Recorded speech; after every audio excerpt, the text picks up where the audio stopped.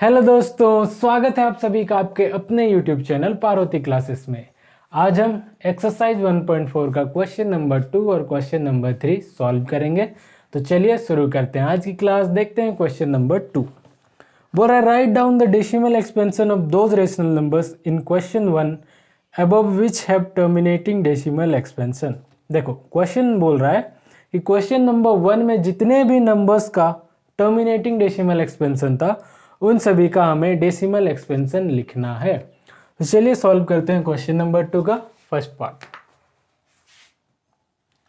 देखो हमें नंबर दिया गया है 13/31/25।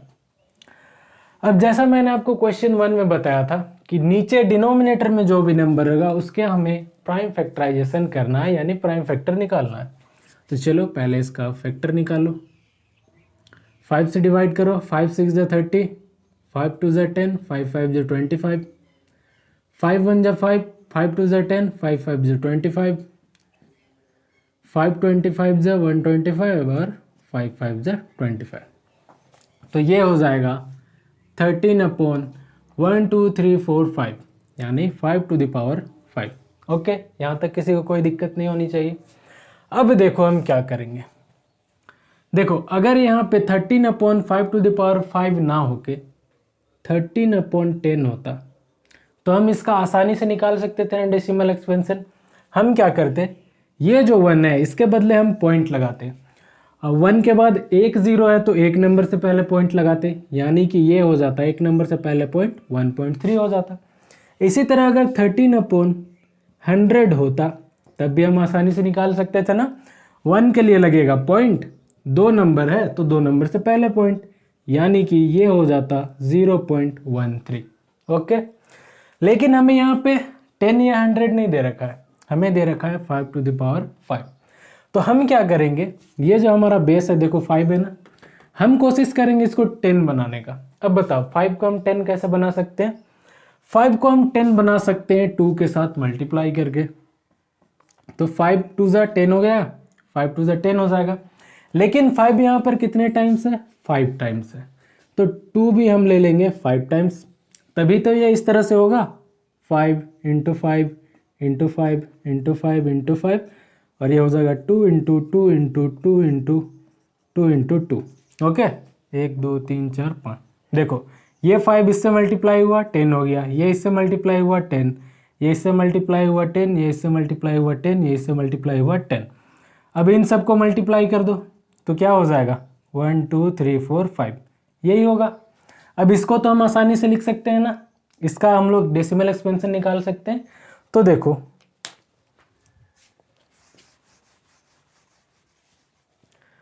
अब देखो अगर हम यहाँ नीचे 2 टू द पावर 5 से मल्टीप्लाई करेंगे तो ऊपर भी करना पड़ेगा, तभी तो ये दोनों आपस में कैंसिल हो जाएगा, हमारा यही नंबर बच जाएगा।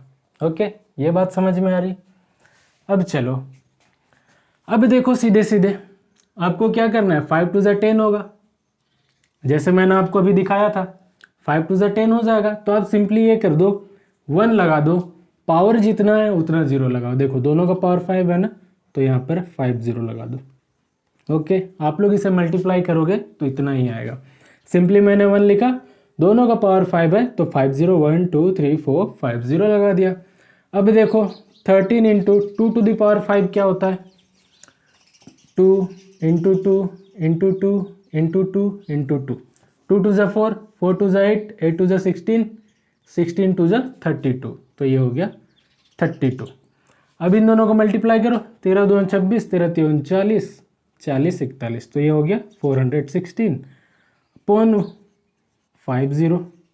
ओके, अब हम क्या करेंगे, 1 के लिए पॉइंट लगाएंगे। कितने नंबर से पहले पॉइंट लगाएंगे, जितना 0 होगा 1 2 3 4 5 0, यानी 5 नंबर से पहले।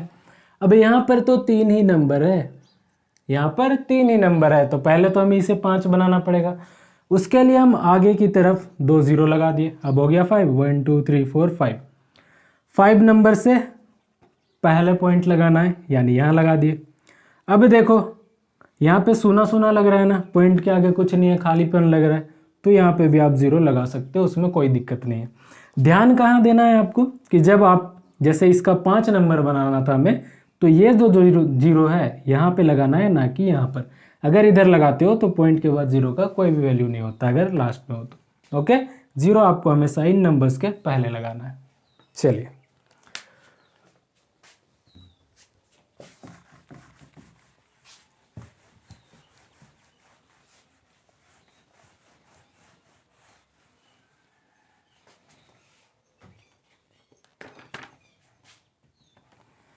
अब देखो सेकंड पार्ट, 17/8। ओके, इसका फैक्टर निकालो, 2 4 जा 8, 2 2 जा 4, तो ये हो गया 17/2 to the power 3। ओके, अब इस 2 को हम क्या करेंगे, 10 बनाएंगे। कैसे बनेगा, 5 से मल्टीप्लाई करेंगे तो 2 को हम मल्टीप्लाई कर देंगे 5 से, 2 5 जा 10 बन जाएगा। ओके, अब 2 3 टाइम्स है तो 5 को भी 3 टाइम्स ले लिए। नीचे में 5 to the power 3 है तो हमें ऊपर भी लेना पड़ेगा ताकि ये दोनों कैंसिल हो जाए। ये बात समझ में आ रही है? बस सिंपली अब देखो, इसके लिए लिख दो 1, दोनों का जितना पावर है उतना 0, 3 पावर है तो 3 0। अब यहाँ पे आओ, 17 इंटू 5 का क्यूब क्या होता है, 5 इंटू 5 इंटू 5, 5 5 जा 25, 25 5 जा 125। ओके, अब मल्टीप्लाई करो, 17 पच्चे 85, 17 दूना 34 और 8 हो गया 42, 17 का 17, 4 21 अपॉन 000। ओके, अब क्या करना है, 1 के बदले लगेगा पॉइंट, 3 0 है, 3 0 3 नंबर से पहला पॉइंट लगेगा, तो ये हमने लिख दिया 2125, 3 नंबर से पहले पॉइंट यानी कि यहाँ पर, यही हो जाएगा आंसर। ओके, चलिए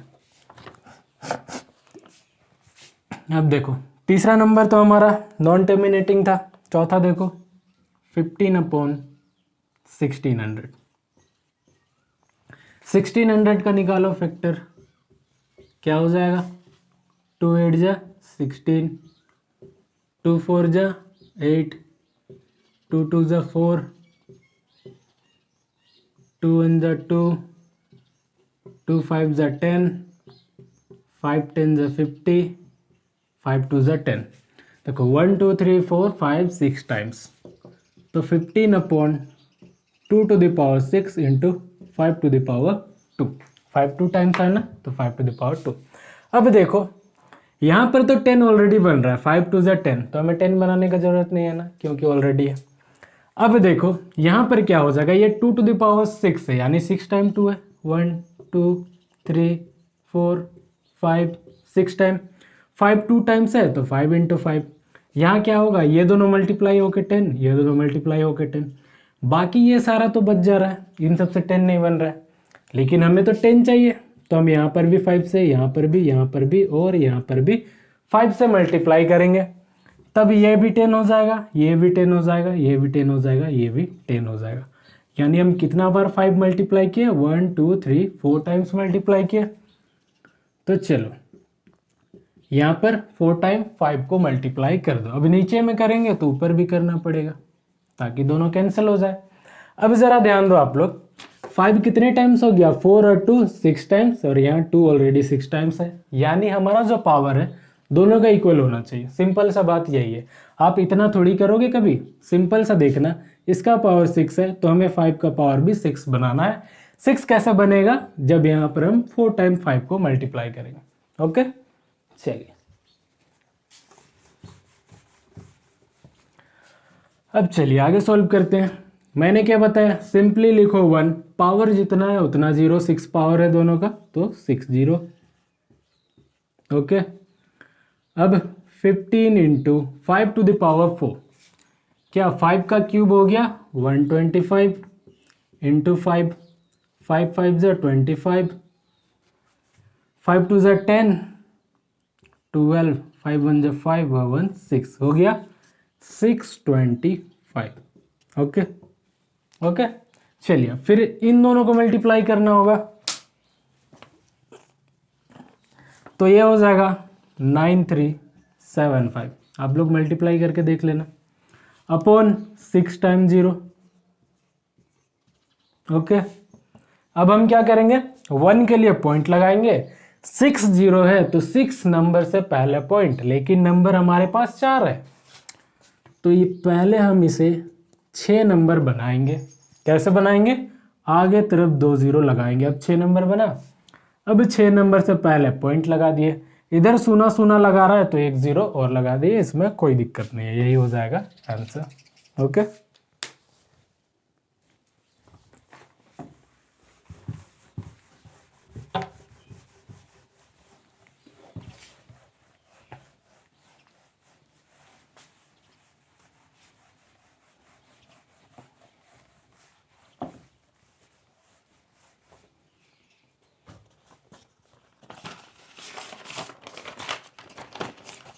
चलिए फिफ्थ तो हमारा नॉन टर्मिनेटिंग था। अब देखो सिक्स्थ पार्ट।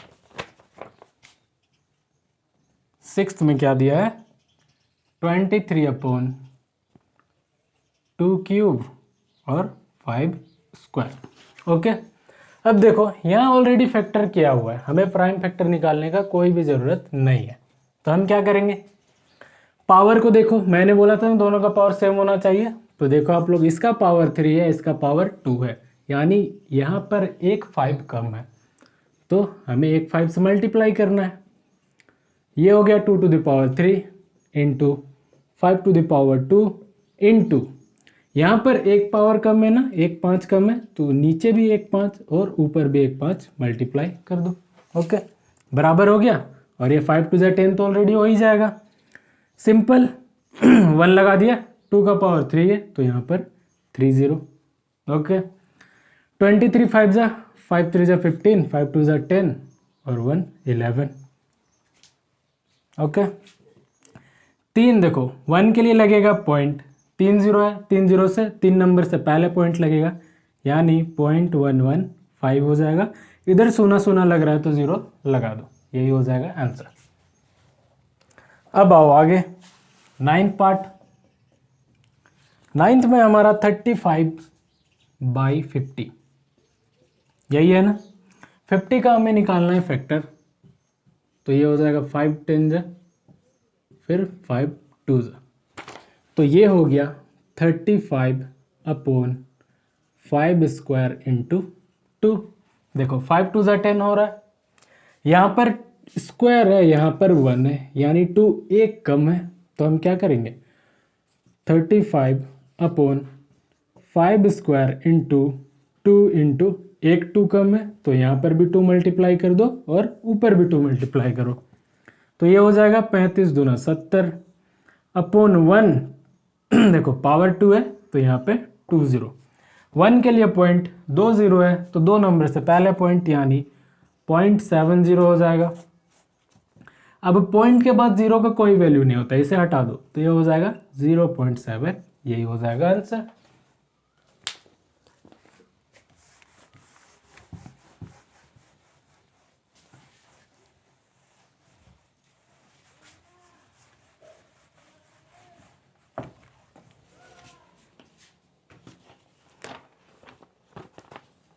चलो 8 पार्ट हमारा छूट गया ना, 8 पार्ट देख लो।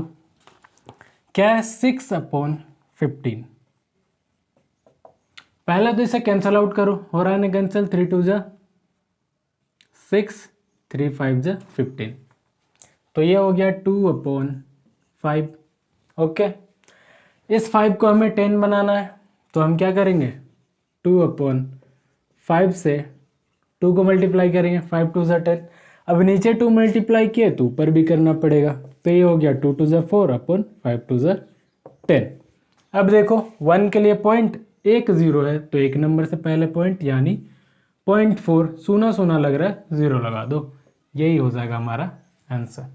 ओके, किसी को कोई दिक्कत नहीं होनी चाहिए इसमें। चलिए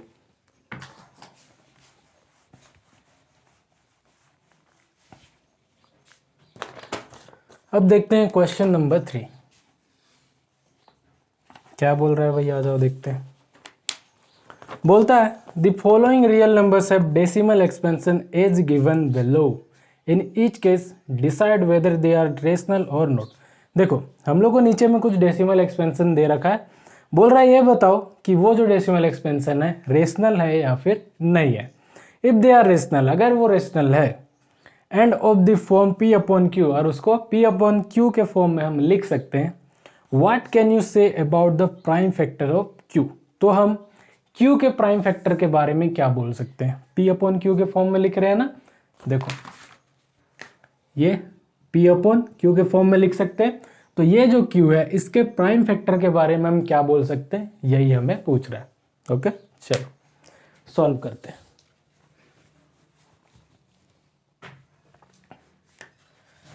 पहला हमारा 43.12345678 और 9 ये हमें दे रखा है। अब देखो जब मैंने आपको एक्सरसाइज 1.4 शुरू किया था तब मैंने आपको बताया था टर्मिनेटिंग क्या होता है और नॉन टर्मिनेटिंग डेसिमल एक्सपेंशन क्या होता है। देखो ये जो है डिवाइड खत्म हो जा रहा है पूरा पूरा, ये आगे और नहीं जा रहा है ना, बढ़ नहीं रहा है, डिवाइड पूरा कंप्लीट है, खत्म हो रहा है, यानी ये एक टर्मिनेटिंग डेसिमल एक्सपेंशन है जहां डिवाइड पूरा खत्म हो गया, पॉइंट लगने के बाद डिवाइड पूरा पूरा चला गया, तो ये एक टर्मिनेटिंग डेसिमल एक्सपेंशन है। और टर्मिनेटिंग डेसिमल एक्सपेंशन हमारा रेशनल होता है। रेशनल क्यों होता है, क्योंकि इसे हम इस तरह से लिख सकते हैं ना, 4 3 1 2 3 4 5 6 7 8 9, देखो पॉइंट यहाँ पे लगा है, पॉइंट के लिए लिख दिया 1, उसके बाद कितना नंबर है 9 नंबर है, तो यहाँ पर 9 0 लगा दो, तो p अपॉन क्यू के फॉर्म में हमने लिख दिया, तो फिर रेशनल भी हो गया, इसीलिए एक रेशनल होता है। यह बात समझ में आ रही है। तो टर्मिनेटिंग जो होता है हमारा टर्मिनेटिंग डेसिमल एक्सपेंशन वो एक रेशनल नंबर होता है, इसे आप लोग याद रखो, वैसे याद तो हो ही जाएगा। अब देखो यहां पर हमें लिखना है solution, since it's a terminating decimal expansion,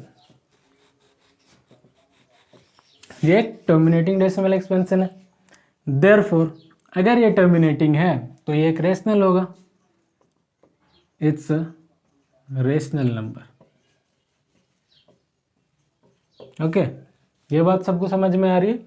अब देखो हमें सिर्फ यहां तक नहीं बताने बोला है, हमें बोला है अगर रेशनल है तो बताओ कि इसका क्यू जो है उसका प्राइम फैक्टर के बारे में क्या बोल सकते हो।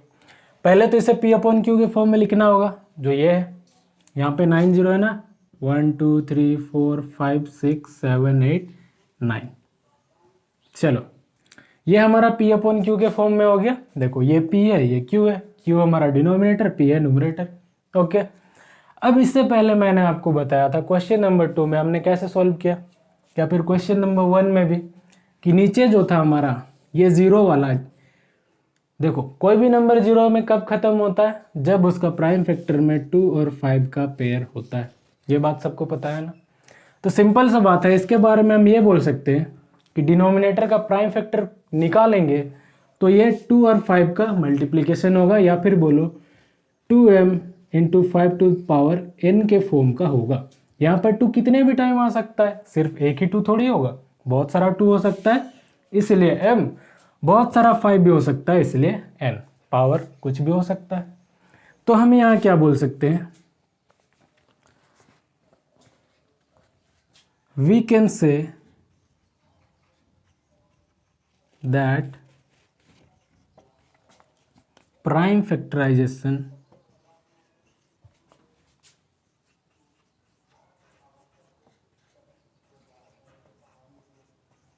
of q is in the form of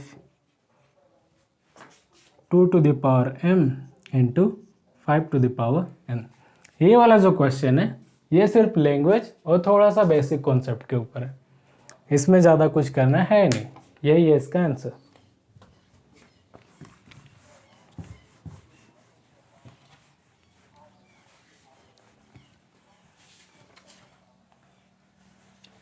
चलिए अब देखते हैं सेकंड पार्ट। दूसरा में हमें दिया है 0.120, उसके बाद 1200, उसके बाद 1200, उसके बाद 124 टाइम्स 0।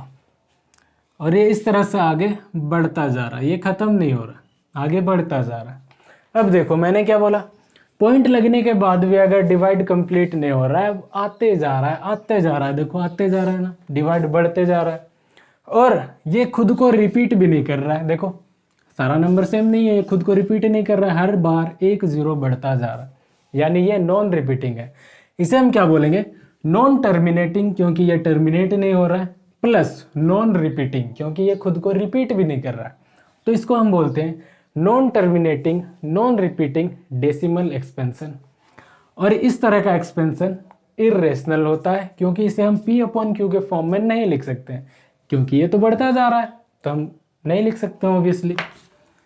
चलो यहाँ पे लिख दो, since it's a non terminating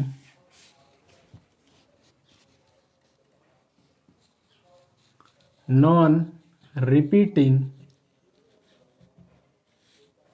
decimal expansion, therefore it's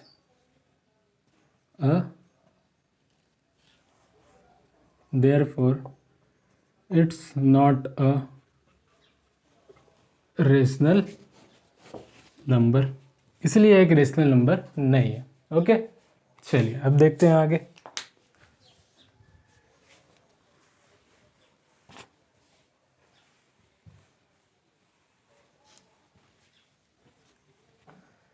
third part में आओ। थर्ड में दे रखा है 43.12345678 और ये इस कर्व पर है बार। बार के बारे में आपने पढ़ा होगा क्लास 9 में।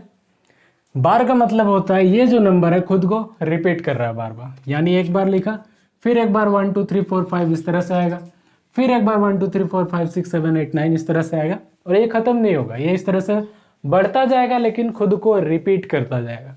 ओके, तो इस तरह के एक्सपेंशन को हम बोलते हैं non terminating repeating decimal expansion, क्योंकि यहाँ पर एक नंबर जो है बार बार रिपीट कर रहा है, इसलिए रिपीटिंग डेसिमल एक्सपेंशन। तो लिखो यहाँ पर, since it's a non terminating, क्योंकि टर्मिनेट तो नहीं हो रहा है, रिपीटिंग डेसिमल एक्सपेंशन, therefore, और नॉन टर्मिनेटिंग अगर रिपीटिंग हो, नॉन रिपीटिंग हो तो फिर रेशनल नहीं होता है, लेकिन अगर रिपीटिंग हो तो उसे हम बोलते हैं rational. It's a rational number. अब देखो ये एक रेशनल नंबर है, तो इसके क्यू के बारे में भी कुछ बोलना ही होगा हमें। मैंने बताया था क्यू के बारे में क्या बोल सकते हैं कि क्यू जो भी होगा वो 2m × 5 m के फॉर्म का होगा, तो वही चीज हमें यहाँ पे भी लिखना है। For Q we can say that the prime factorisation